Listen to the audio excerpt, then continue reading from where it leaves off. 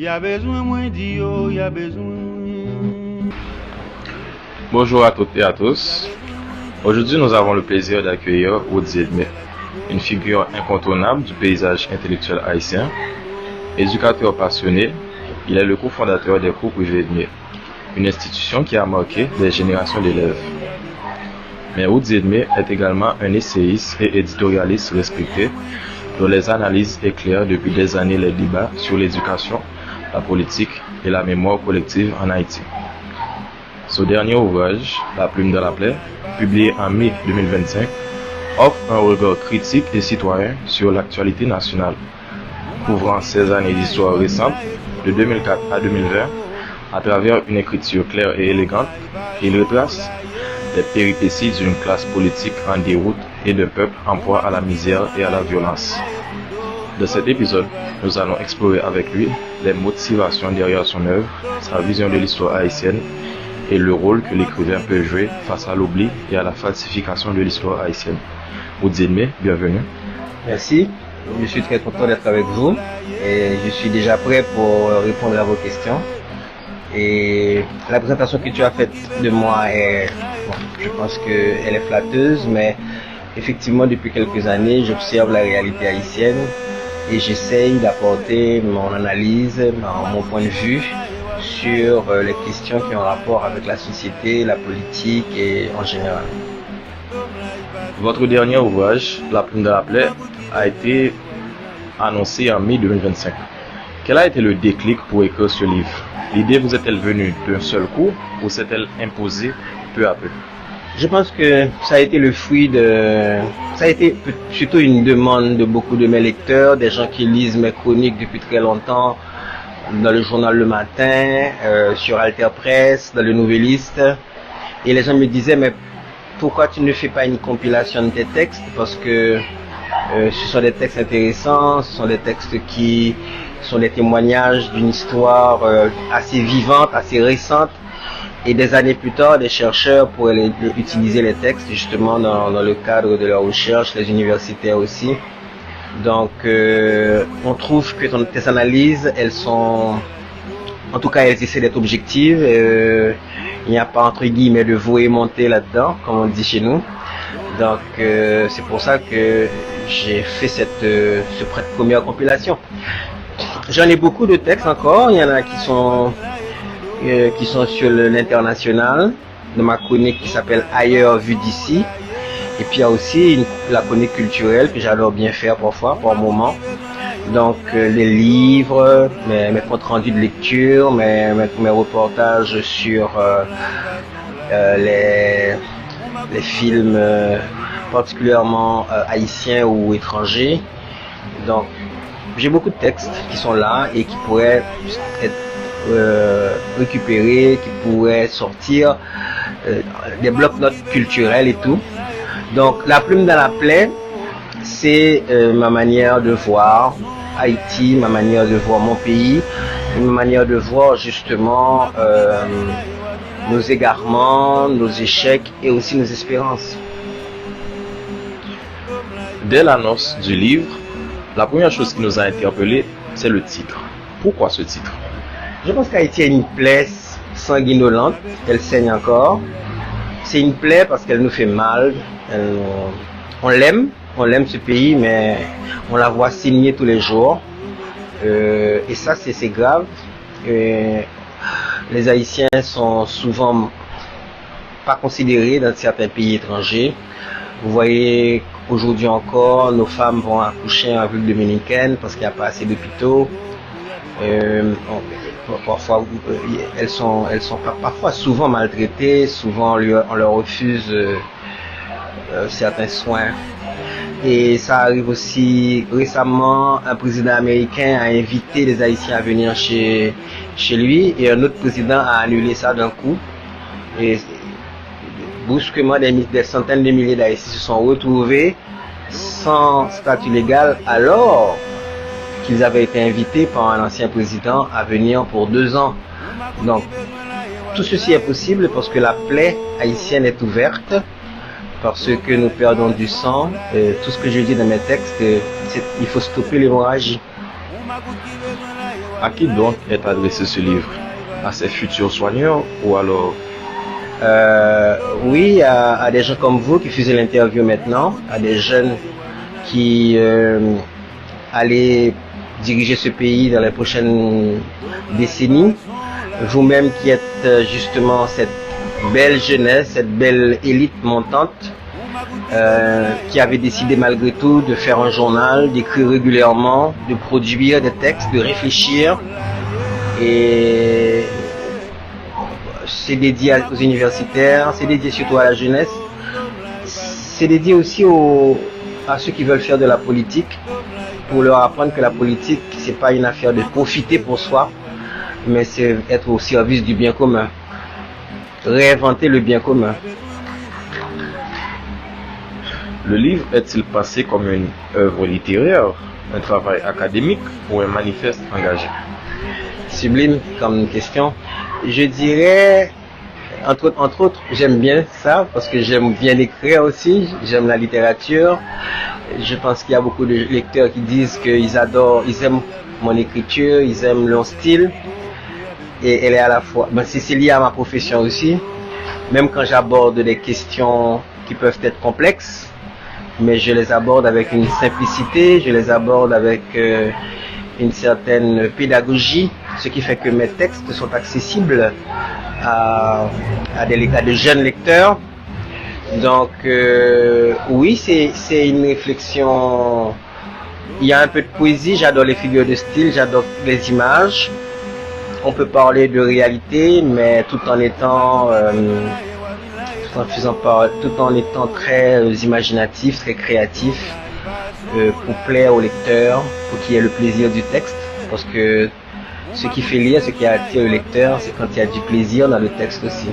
C'est pas seulement le fait, c'est pas seulement l'information, comment elle est traitée, mais c'est aussi la manière dont elle est rendue et qui donne au texte son propre plaisir. Y a-t-il un passage ou un chapitre que vous affectionnez particulièrement de le livre? Pourquoi? Oh, il y a des textes qui sont très... Il y a des textes que j'aime, mais c'est surtout ma femme qui me dit ce qu'elle aime. Et puis, en fait, il y a une phrase que j'ai écrite et puis elle m'a dit, mais j'adore cette phrase. C'est une phrase que j'ai dit, on a été duvalieriste, on a été PHTKiste, on a été lavalassien, mais on n'a pas été assez haïtien. Donc je crois que ma femme adore cette phrase. Il y a plusieurs... il y a un texte qui s'appelle Les innocents aux mains sales aussi, que j'ai prêté à Sartre comme titre, mais qui renvoie aussi au fait les jeunes qu'on manipule, qui sont les innocents, mais dont on salit les mains. D'accord. Et souhaitez-vous que ce livre soit un outil de débat, de mémoire ou d'enseignement? Si ça pouvait être l'Étoile, Ce c'est magnifique.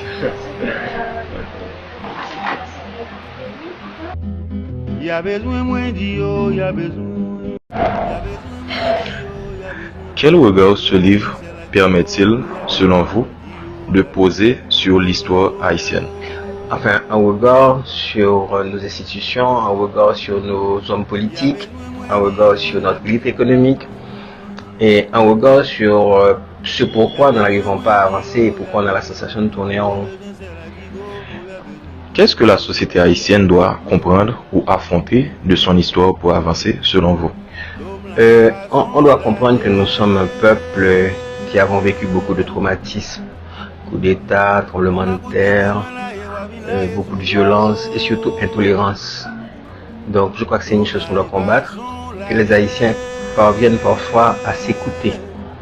On n'a pas besoin de s'entendre sur tous les points, mais qu'on puisse s'écouter et voir un petit peu comment penser au bien commun, parce que je peux ne pas être d'accord avec toi, mais au moins on est d'accord d'habiter un endroit. Donc l'endroit qu'on habite, c'est Haïti. Donc il faut qu'on protège cet endroit même si on n'est pas d'accord. D'accord. Comment avez-vous tranché entre rigueur historique et lisibilité pour un large public? Ça c'est l'enseignant. Parce que j'ai l'habitude de parler à des jeunes. J'ai l'habitude je suis un passeur de mots. Donc de ce point de vue-là, je crois que c'est peut-être quelque chose que je suis parvenu à faire. Travailler l'excellence de l'écriture tout en n'étant pas trop sophistiqué, tout en n'étant pas trop fermé. Donc il faut offrir à mon public, qu'il soit adulte ou jeune, une lecture de qualité tout en étant accessible. D'accord. Avez-vous collaboré avec des historiens, des archivistes ou des témoins directs, notamment pour les périodes les plus proches de nous? Non, pas forcément. Là, c'est mes observations, ma lecture du monde. Parce que quand j'ai dit ma lecture du monde, c'est parce que j'écris à la fois sur Haïti et sur l'international. Donc, et même sur la culture. Donc, ce fait d'être à la fois dans le journalisme, dans l'analyse politique, dans l'enseignement, ça aide à mieux comprendre l'univers dans lequel nous vivons. D'accord.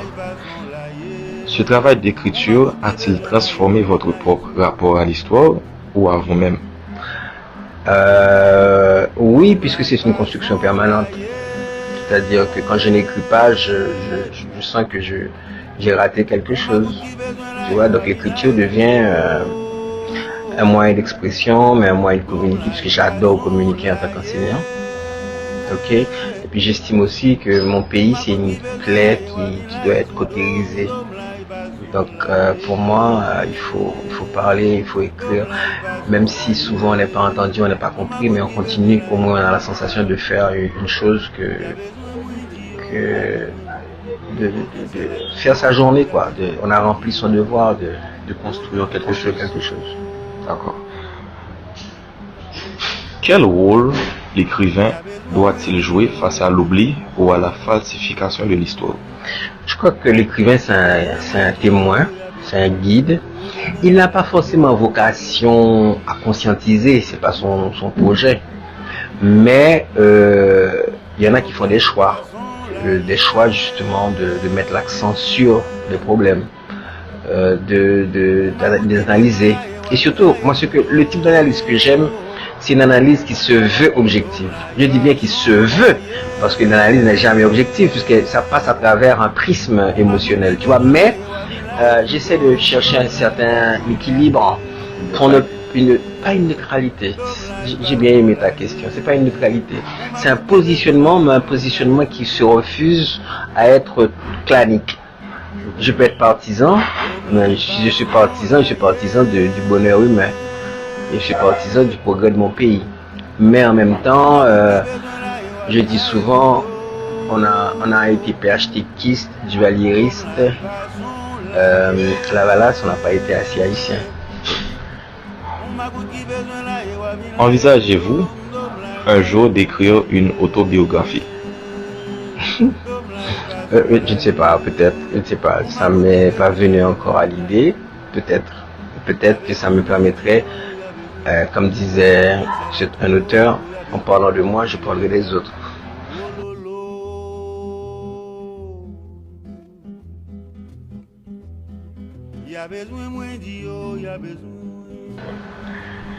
Si vous pouviez transmettre un message aux jeunes de ce pays, que leur direz-vous aujourd'hui?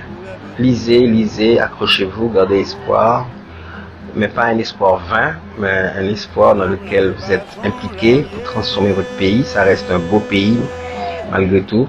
Il y a beaucoup de travail à faire, mais je suis déjà frappé par le fait que malgré tous les problèmes, il y a vous, par exemple, qui faites ce podcast.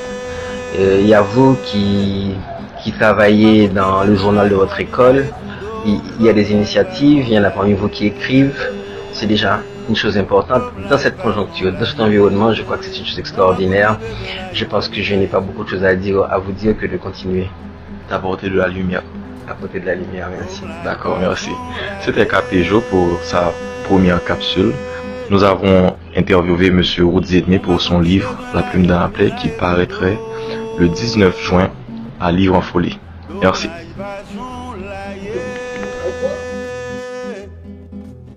On m'a qui besoin là et wa vin là et sous dom la